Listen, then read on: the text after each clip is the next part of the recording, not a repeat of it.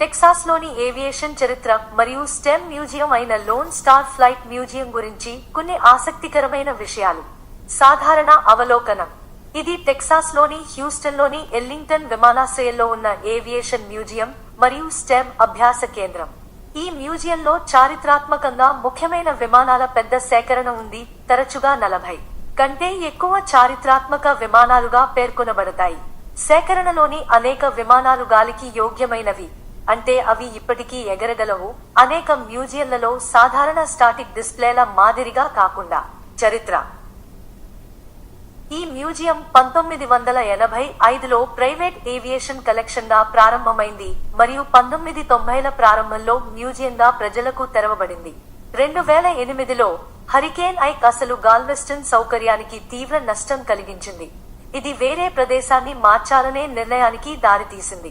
September 2017లో ఎల్లింగ్టన్ field లో 38 మిలియన్ల $1,30,000 చదరపు అడుగుల విస్తీర్ణంలో కొత్త సౌకర్యం ప్రారంభించబడింది.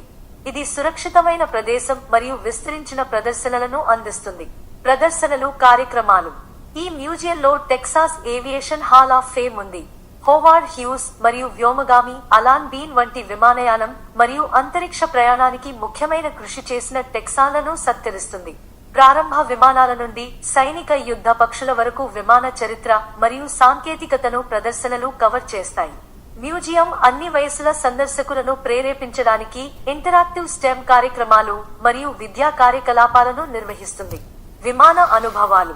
సందర్శకులకు స్టీర్మాన్ బైప్లేన్ లేదా B-25 మిచెల్ బాంబర్ అదనపు ఖర్చుతో టిక్కెట్టు పొందిన అనుభవాలు వంటి విమాన అనుభవాలు ద్వారా కొన్ని పాతకాలపు విమానాలలో ప్రయాణించే ప్రత్యేక అవకాశం ఉంది.